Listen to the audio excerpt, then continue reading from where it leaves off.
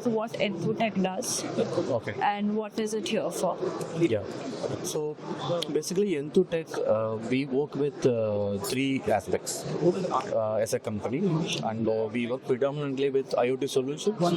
Where in IoT solution we are touching up agriculture as a vertical, and building management solution, and cold chain, and poultry.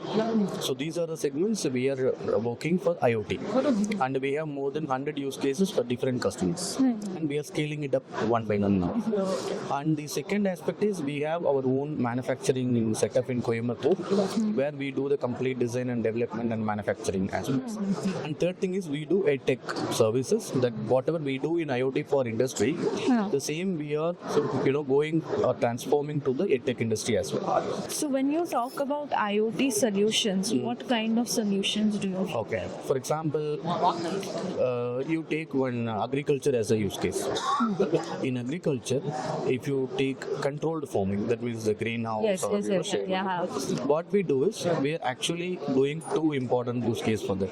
One is inside the greenhouse, we monitor the microclimate. For example, what is the temperature inside and what is the relative humidity inside. Okay, and we give the advisory with that. The second thing is we do the irrigation automation for the greenhouse. And third thing is even we do the soil health monitoring as a service. Okay. Because in greenhouse, the soil health is very important, where the farmer should understand how my soil is performing now. So we do the sensors, and we collect the data from the sensor, and we do the data analytics, and we give them the advisory. Okay, you have to use this kind of fertilizer, and we have to use this is the process to ensure the crop yield is big. So this is one step that we do. If you say industry, for example, in industry, specifically if you take some tire industry, in tire industry there is one important use case is the steam line temperature monitoring. For example, the steams were very important for the tire process, curing process. So what generally will happen is the steams are generated in one steam generation area, and it is being passed through multiple pipelines. What will happen the moment the temperature varies in the pipeline, then the steam will be completely evaporated. So what we do, the complete temperature monitoring in different points of the steam pipeline, where we collect the data of temperature information, and we do the predictive maintenance approach to the tire industry customers. So if you take cold chain, maybe I'm just giving one by one. Sure. If you take cold chain, for example, in cold chain, there are almost 5 problem statements that we have identified. Number one, in any cold room, the energy consumption is very high, electrical energy consumption, because of the HVAC system running. The air conditioner units are very high energy consumption. And the second thing, customer would like to ensure the efficiency of the HVAC system. Okay. The second thing is, for example, the climate monitoring inside the cold room. For example, if you take potato is spoiled very easily because of the higher CO2. So what we do, we monitor the CO2, we monitor the temperature, we monitor the humidity inside the cold room, and we collect the data. Then we provide, the alerts and required, the data reporting to the customer. And with respect to HVAC monitoring, for example, we monitor what is the energy is being consumed for every 20 minutes or every 15 minutes. And what we do, if for some reason if energy consumption is going high compared to my previous data, then what we do, we immediately alert to the respective person and to check the particular door of the cold room, or maybe the equipment's health. It could also spoil, which all increase the electricity cost. So what I'm trying to understand is that you have certain products for these different ecosystems, if I may call them, and you collect the data from the sensors, you put it on a portal, use web analytics and everything, and get it out. So are you designing and manufacturing these products? Yes. The hardware component of it, and the software part is also handled by you. So the entire thing comes as a complete product, complete system. So is there a chance that you sell just half of the solution? Like if someone somebody just requires the sensors. So do you also do that, Yes. or is it just completely sold an entire package? No. We even do the hardware only. For example, some customer will ask only hardware. Some customer will ask only the deployment as a service. We do that. We are flexible. Oh, okay. And we are So a this- vertically integrated company where we have our own manufacturing setup, where we have our own firmware design team, where we have our own product manufacturing step. Okay. So what we do, it's based on customer requirement. We are going it because we are a B2B. We cannot say we have this, so you have to take this. No. No. Okay. So basically, when with the design of these products, the hardware, that's your IP. Yes. Yes. Okay. Interesting. How are you reaching out into these different verticals? Like, what is the expanse of your reach as of now? Okay. So with respect to IoT, we have deployed more than 50,000 devices across India. And we are serving to industry customer, we are serving to cold chain customer, we are serving to agriculture customers. And our target is we want to reach at least 5 lakh devices within 2025 because now market is gaining attraction. And this is our target for IoT. Okay. And we have served more than 80 customers only in IoT solution as a package. And if you take, for example, some people will buy only hardware from our end, and that would be more than 100 customers. Yet, if you see, actually, we have touched upon most of the IITs, most of the NITs, and we work with Tier 1, Tier 2 colleges, and we have supplied more than 5,000 kits, training equipments and training kits to the academic institutions. And we have trained more than 50,000 devices in our last 10 years history. Interesting. And our target is, even now we have taken a project from Tamil Nadu government called Non-Mudalvan. So what we are doing, we are training 5,000 students as a batch within 3 months. So for manufacturing, do you have your own manufacturing Yes. facility? Yes. And it comes along with the whole entire SMT line and everything.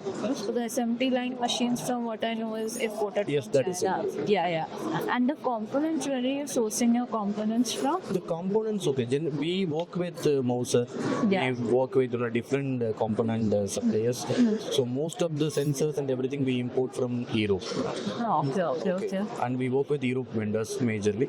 And some of the products, yes, we work with some Chinese vendors as well. And Taiwanese vendors we work. So we have our partner, those who can supply the components for us. For the complete VOM level or the part of the VOM level. And what we do is we have designed and developed our hardware platform that is almost same for all our products.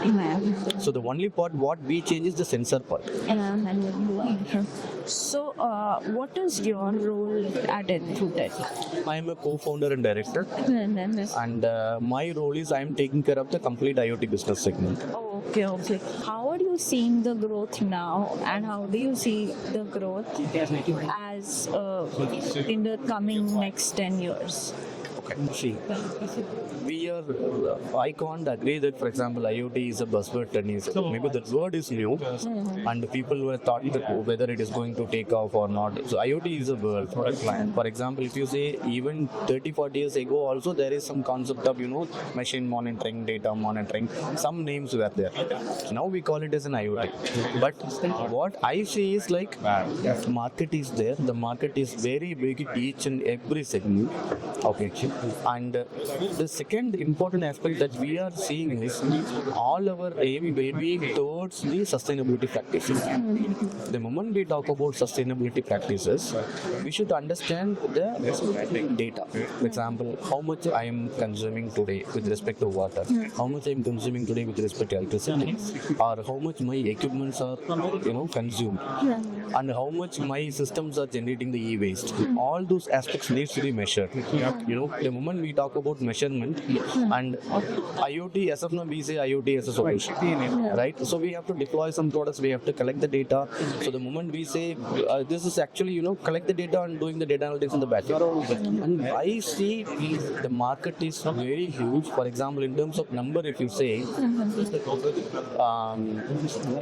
as I mentioned, now we just reached 50,000 devices, and we are going to be 10x in another 2 years. That is the traction that we see. Okay, interesting. When you mentioned that the market, that the ecosystem that's developed and the reach, there's a demand in every segment and everything. Is this just B2B or B2C segments are you included? See, I believe the B2B is also a big market. Okay, and for example, say we are a company, we are an MSME company. Okay, I cannot go and reach all the customers. Okay, so what we do, definitely the B2B and B2C both have market. The B2C, who can enter into B2C is they have to have a huge fund. They have to do the customer acquisition very faster way, where B2C is a bigger market. And B2B, for example, people like us, okay, what we do, maybe with respect to number, if you see, we work with almost 10 companies only for agriculture. We supply their equipments, we supply their network architecture, we give the complete solution with their name. Okay, and if you take industry also, we work with at least 4 or 5 parties. Okay, so both B2B and B2C is big market, but B2C, it will not be adaptation as like we adapt 4G. Okay, because for example, as a person, why should I take it? That is the first question, right? And what is the value addition that it gives to my everyday life? So for your B2B customers, what, with respect to your IoT segment, what business opportunity are you presenting them? In terms of value you're asking, or? Yes, that, yeah. Okay. So currently we are making around 10.5 to 11 crore as a B2B business. And we are already in pipeline the order of around as a 7 crore business. Okay. And we see traction at least some 2 to 3 times increment in the next 2 to 3 years. That's interesting. So, when it comes to collecting data analytics, who owns this data that you collect through your IoT? The customer owns this data. What we do is, you also have access to that data, right? No. There is some 3 segments of data collection we do. One is the customer will say, we don't want any cloud. We want everything on-prem. Okay, and they are ready to pay for the complete on-prem infrastructure and everything. We do complete private to them. We don't have access to it. The second thing, there are some customers, they will say, we cannot invest much on upfront, but we will go SaaS model. For that customer, we are storing the data in cloud. But those data also, we don't have access. Okay, and we have proper agreement and the documentation process, and these data are never leaked because of us. And we don't have any access with their complete data segmentation. So, we know you mentioned on cloud. So, we had IoT on cloud. Now there's IoT on edge. How do you see these technologies transform the industry? For example, the transformation is already there. Yeah. For example, the moment I collect data and I am keeping it in cloud, what I will do, I do some analysis on the cloud and I need some huge machine power to do the analytics. For example, say I want to collect data for the temperature of all this booth. Okay, I cannot do it on the edge level, right? But what I will do, I collect the data and I will do it on the cloud level. And I will say, okay, so if I group, okay, this is the average temperature maintained in each booth. Or if you want to have a collection of data, for example, you want to count how many people are visited for each booth. Now you are counting in the entrance, but do you really know how many people entered into the particular booth? You don't have the data. For example, if you want to do that, then we have to put a device and we have to collect the data and do the analytics in the edge level. In edge, what can be done? For example, say if people count is high in a particular booth, then what we do, the device itself will take a decision. For example, it can turn on the air purifier automatically the moment more people are high, more numerous people, right? So age concepts and age, all those aspects are already there. The only thing is now the word is becoming a little bit different, and there is a lot of intelligence are already being built in the device. Wow. So you have both aspects as a part of your service. Yes. For example, if customer is giving a use case, and for that use case, we will decide what are the aspects that we need to cover on the edge, and what are the aspects we need to take care in the cloud. And apart from cloud, even for example, there are some alerts and notifications, everything requires this data processing stuff. Right. Okay, so we cover both edge as well as the cloud. Okay. And you mentioned something related to sustainability, and sustainability will be the driving force for your IoT related services. So when it comes to sustainability, there's a lot of talk going about carbon credits. So do you intend to use blockchain or other technologies, emerging tech, to sort of monetize on that, use this data to incorporate that? Yes. See, we already started integrating our platform with the blockchain concepts. Okay, and even we have one of the partner who can able to do the sustainability reporting. Oh, And EnthuTech is going to launch its sustainability report this maybe tomorrow. okay. And already we have prepared our sustainability report for 2022. Okay. The point is, we will adopt the technologies, and I cannot use my customer data to go with the blockchain without their the consent. So the point is, for example, if some customer is coming and they want to be in blockchain enabled, the operator or they want to be a customer of using that kind of technology, definitely we support for them. And we have already started integrating blockchain, and we have started integrating sustainability reporting as a tool with our IoT solutions. And do you also see, renewable energy plants in specific generation plants and the whole renewable energy ecosystem as a potential market for yourself, for your IoT products, when it comes to smart grids or building that whole, battery storage ecosystem and all of that? As a company, we have a market as a solution provider. For example, in a smart grid, there is some concepts. For example, customer would like to understand which pole the power is not, or which pole the fault is there. It's a fault indicator. Yes. That is one of the big market. Yes. And second market is even some of the proof of concept that we have already started, transformer level monitoring. Yes. Yeah. So that we do. Okay. And definitely it's a big market.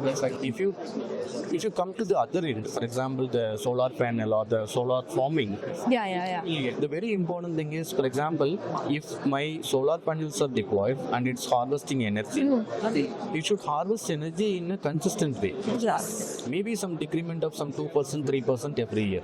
So what we see in market is, as an IoT player, we can able to monitor the harvesting capacity of the particular solar panel. That is one of the biggest. And apart from that, being in sustainability towards company, what we have done already, we started integrating the complete solar panel in all our products. So most of our products running in solar energy. And very recently we have started deploying the IoT network in Coimbatore, and that is as part of Tamil Nadu government project we are doing. All our devices running only in solar panel. We don't use electricity. Interesting.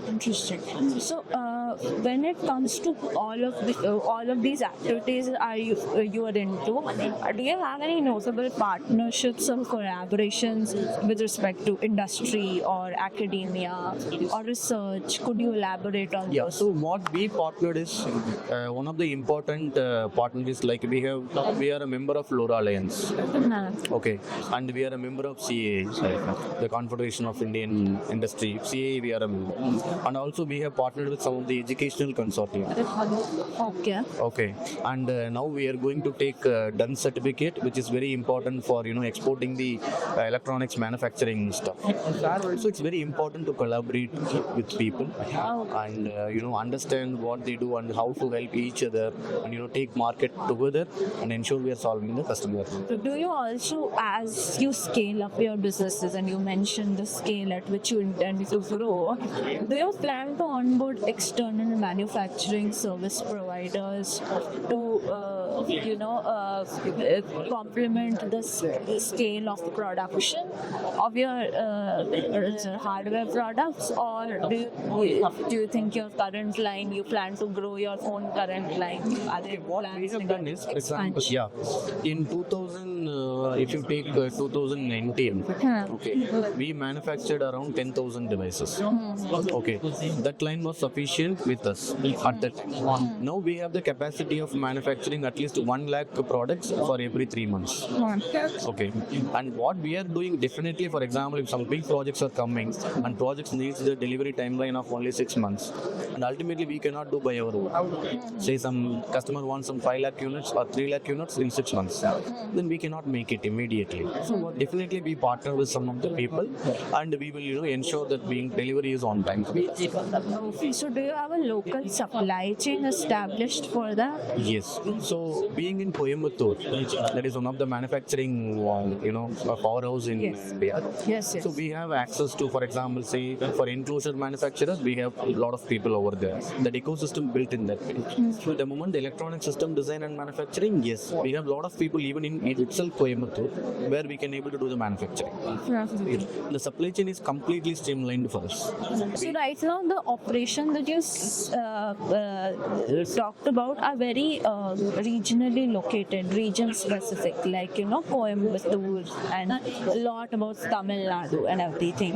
So do you plan to grow across other parts of India and outside India? Like what are the plans and what is the strategy to go about that? So you see, currently we have our development team and we have our design team in Coimbatore. But already, for example, for one of the customer in Pune, we have deployed around 2,500 devices already in Pune. Okay, and then we work from Kashmir to Kanyakumari. Okay, so very recently we deployed one farm agriculture solution for apple farming in Kashmir. Okay, already we are putting a lot of deployments across India, and now very recently we are going to we have completed paperwork for Dubai operation, and we will be expanding our business to the Middle East very soon. Within this March, we are going to have a complete establishment over there. Interesting. So how do you see the future of IoT, especially IoT systems evolving, considering you've been here for 10 years now and have extensive plans to grow? Wow. See, the future, as I mentioned, okay, because everybody will talk about sustainable practices in every aspects of their process. Even it could be the individual or it could be the industry, it could be the manufacturing industry or any other industry. So considering this, the data collection is very important to understand or to optimize the process. So basically, collecting data, we need to have a device which is capable of collecting data and sending it to some backend system or sending it to some on-prem system. So definitely IoT is having huge market with respect to this data collection. Okay, and coming to the other part where the software and analytics are being done, the moment we collect, for example, every year I think Zomato or Swiggy will say on New Year biryani is the most ordered dish, and it's completely the data analytics part where they collect huge amount of data. Spotify is one of the biggest the data analytics and they've marketed really well, right? So the point is like that. Okay, for example, what we see is the data collection and doing the operational and data analysis and optimizing their efficiency will be applicable for each and every industry. Already it's there, but it will be adapted very soon. Okay, so with that only we are thinking number of devices and number of customers, okay, and number of use cases will go very, very high. Okay. And it's all about, like, for example, nowadays we are talking about smart home, nowadays we are talking about smart office. Everywhere the smart is a prefix, right? But how to achieve that smart is very important. And are we in that achievement of smart or enabling some sophistication to the people in the right direction? And are we aligned our sustainability goals for that smartness? That is very important. Interesting.